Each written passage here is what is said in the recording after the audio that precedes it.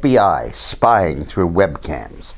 We all have this on our computer, and I'm sure many of you use it. I don't really, but right up here, this dot is a camera. And when you Skype or anything like that, that's what records you.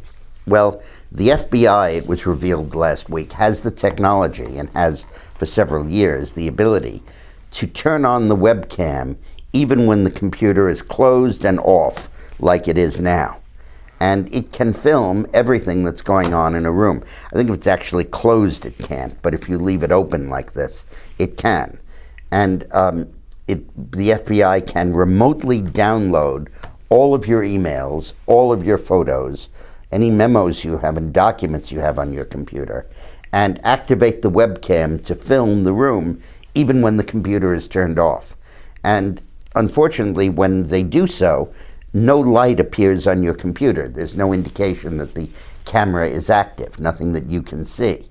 In fact, the ACLU recommends that you put a piece of tape or have a cardboard covering to flap down so that this can't be activated.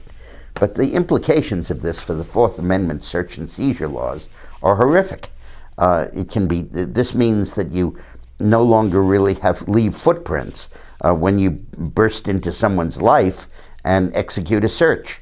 Now, of course, before you admit the evidence into court, you have to show that you had it pursuant to a warrant. But what often happens is something called parallel construction, which is a euphemism for lying and cheating. What the government often does is it gets the evidence illegally, and then it invents a scenario where it got the evidence legally and claims that that's what happened. It's outrageous and violates the Fourth Amendment. So far, there are only 2 instances on record of the FBI seeking a search warrant to use the webcam. One was approved by a judge, one was disapproved. But it raises the suspicion that there may have been hundreds of episodes, or even thousands, where it was used and there was no warrant sought. This remained secret until the Washington Post broke the story last week after an intrepid investigation. And it raises very, very serious privacy concerns. It highlights a generic point that I think is really worth focusing on. As our technology increases, as we develop more and more means of communication, the threats to our Fourth Amendment rights, our First Amendment rights, and our Second Amendment and our privacy rights multiply, and we have to be vigilant against them.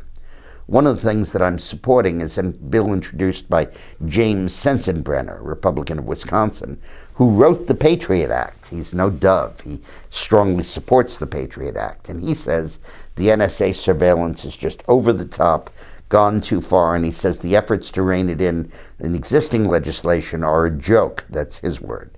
And he's introduced the USA Freedom Act that really has teeth in stopping the NSA. Last year, that bill came up for a vote earlier, about 4 months ago, and it was defeated by 7 votes in the House, very surprisingly close. And now 15 of the people that voted no have switched and are co-sponsoring Sensenbrenner's bill. Please take a minute and sign the petition that's attached to this video to urge passage of the Sensenbrenner bill. We need to get these kinds of protections in place so that with growing technology, we don't have eroding privacy. Thanks for watching. By the way, it's Christmas time coming up just right around the corner. Want to wish you a Merry Christmas. And there's an interesting book that you might find a good gift for an 11-year-old or someone around that age in your family. Clayton Leota, the illustrator, and I have written a book called What's It Like to Be President? That sort of tells the inside story of what it's like actually to be president, how our government works, what the checks and balances system is.